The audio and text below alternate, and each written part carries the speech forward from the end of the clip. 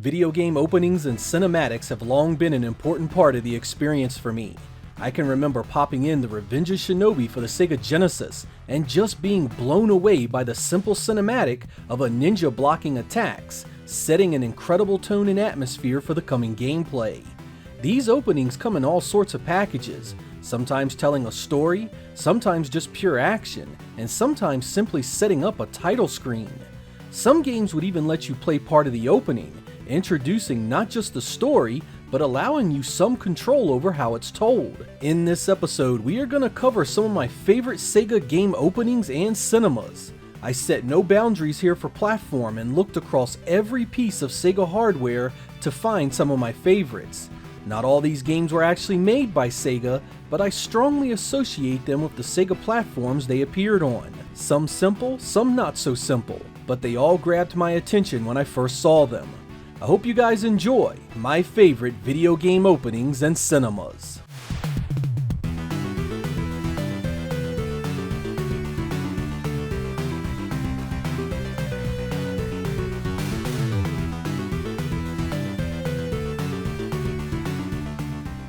Owning a Sega CD brought with it a ton of cool little touches like getting a lot more cinematics and story in your games. In mid-1993, the Game Arts developed Sylpheed landed in my hands and became an instant classic. It was a competent enough shoot-'em-up for its day, but it was the opening cinematics that truly blew me the hell away. It had all the checkboxes filled, cool music, awesome looking ships, and the presentation of it was all epic. I would sit and just let this game loop that intro over and over, utterly blown away by the animation. The stuff during the game was pretty good too.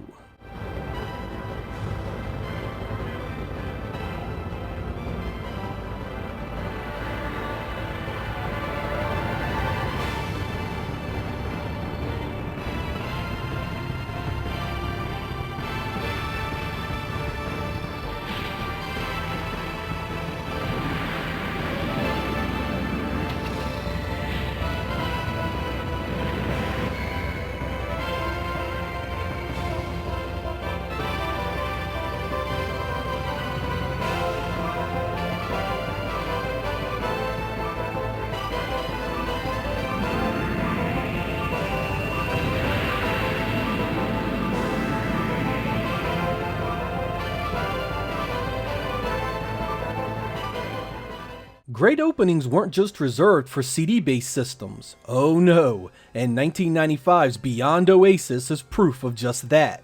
This action-adventure was incredibly good, and it was set up perfectly by its great opening cinematics. It tells the story of the gold and silver armlets and why your quest is so important. This also complements the opening story of the actual game extremely well, a seamless transition that is punctuated by colorful art depicting our hero's first steps. This is definitely an adventure worth taking.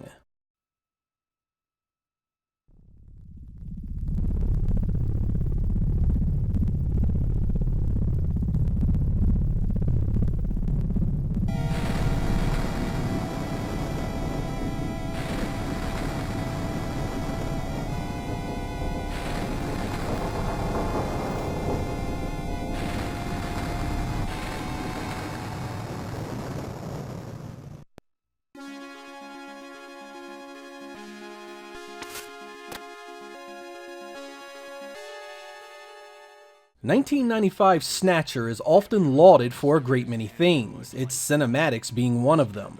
And I'd agree, because that opening is about as perfect as you can get. It's got the right music, it looks spectacular, and the story itself propels you right into the world, just dying to get started. Killer plagues, skin-stealing robots, lost memories, and a future that looks suspiciously like Blade Runner. What the hell else could you possibly want in a game?" What on earth are you blabbering about? Let's go! It's gonna blow! Please save yourself! I am paralyzed with fear! Oh, I can't believe this stupid robot! Come on!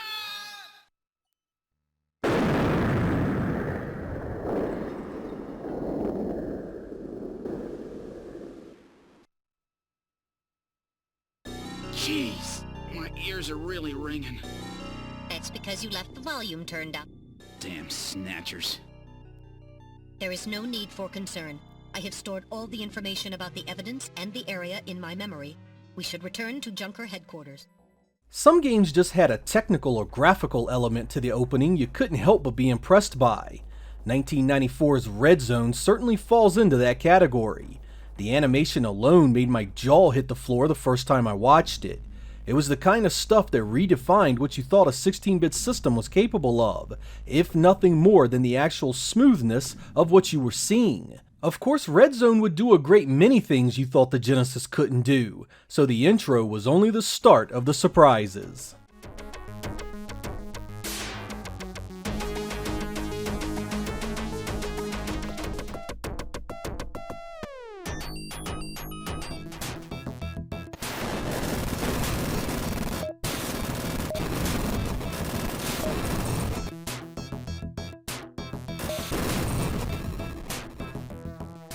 Sometimes it's all about the story and setting up characters and events that will shape the entire experience of the game. That has never been more true than the opening of the 1999 Dreamcast adventure, Shenmue. Bad guys show up, whoop everybody's ass, kills your father, smacks you around like a rag doll, and then takes the dragon mirror. He then walks out like a boss, owning the moment as only a good villain can. I mean, could the game have made you hate this guy anymore? Revenge epic indeed. No, don't! Hand over the mirror. Or else, your son. Wait! The mirror, it's buried under the cherry tree.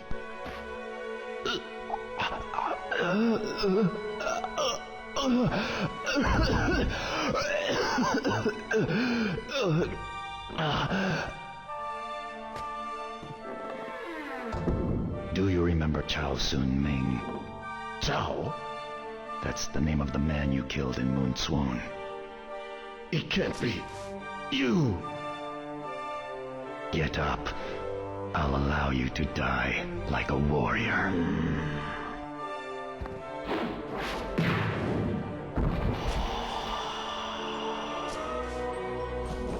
Father.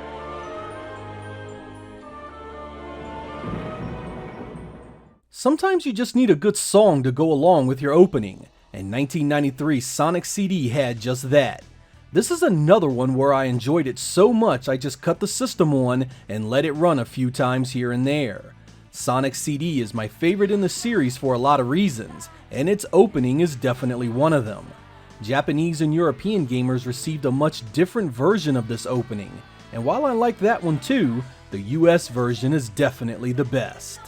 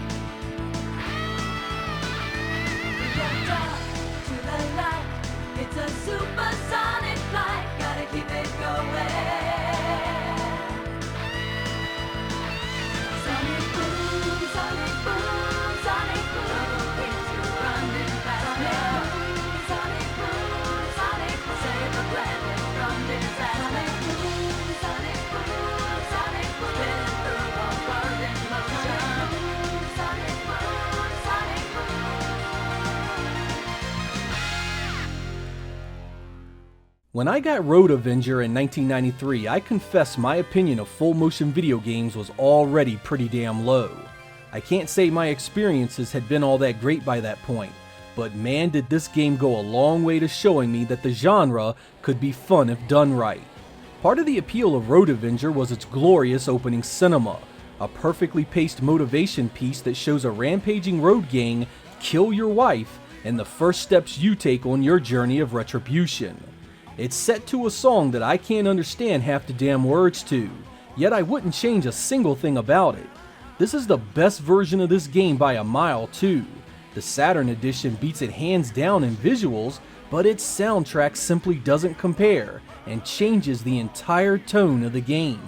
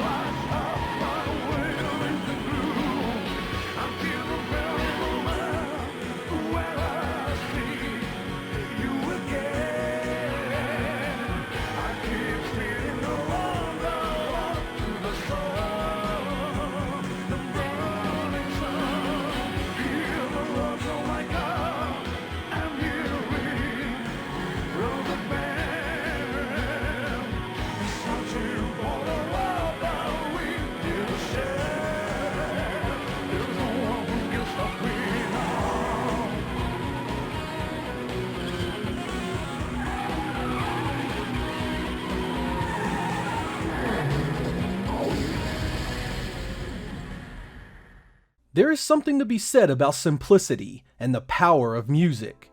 In 1991, Sega released Streets of Rage, and rarely has such a simple setup and presentation gripped me so powerfully. I mean, this opening is little more than a story crawl of text, a background of a city at night, and some music playing behind it all. Yet every one of these things are flawless in their execution. The story direct and to the point, the nighttime cityscape dark and dangerous, and Yuzo Koshiro's absolutely unforgettable tune, reserved, serious, and flowing perfectly with every element on screen, building and setting the atmosphere you are about to be dropped into. Few cartridge games can do so much with so little. Welcome to the Streets of Rage.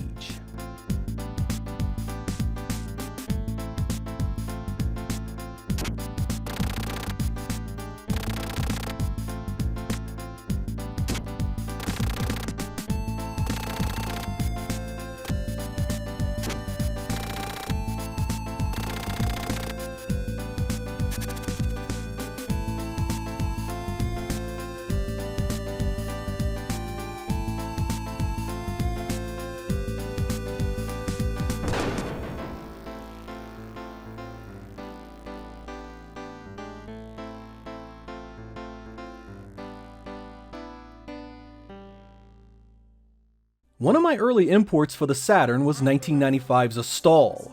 I really didn't know what to expect from it. I had seen a few stills in magazines at that point, but really didn't know anything about its story or characters.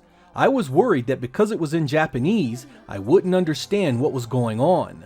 Of course, Astal's opening was more than enough to get you up to speed with what's going on. The opening song, Let Me Try Again, was compelling, an anthem to a banished hero trying to right his wrongs. When it was released in the US, they stripped the Japanese vocals and did not replace them in English. It was okay, but just didn't compare to that mood-setting original. Also, if you're wondering where the opening to my channel comes from, have a listen.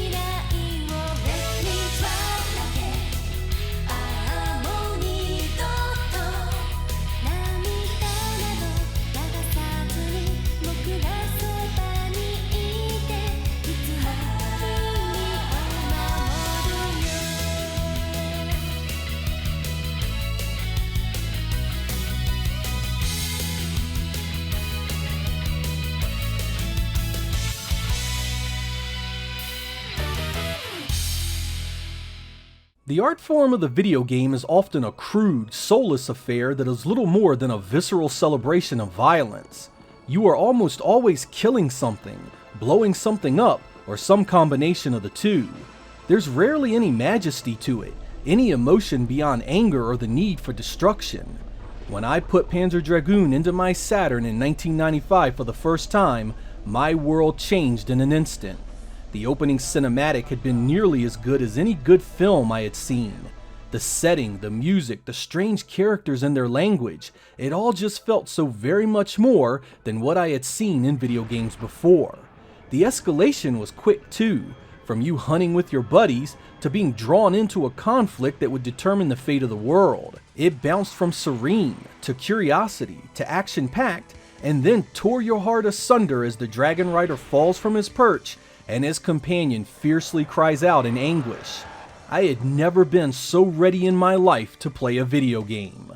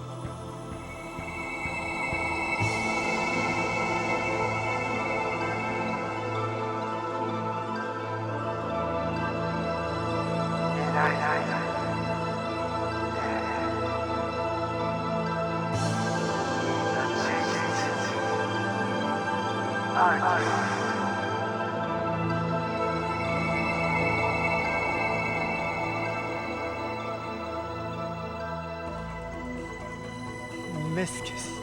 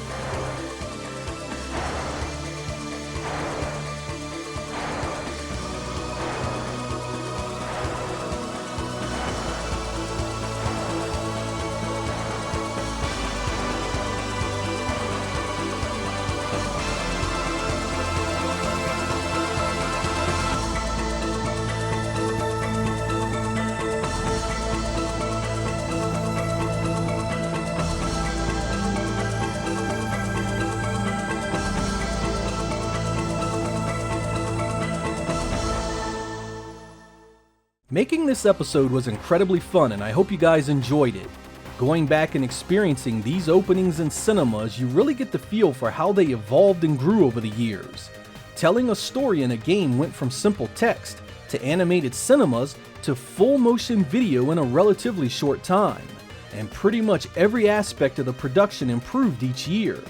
We would ultimately start to see movie quality content by the time the Dreamcast and PlayStation 2 showed up, really supercharging our gaming experiences like nothing we'd seen before. Of course, there are many more great openings beyond what I've covered here, both on Sega consoles as well as everything else. Let me know down in the comments if you enjoyed this episode, and maybe we'll explore it again in the future. I'm Sega Lord X, thank you guys for watching, and I will catch you next time.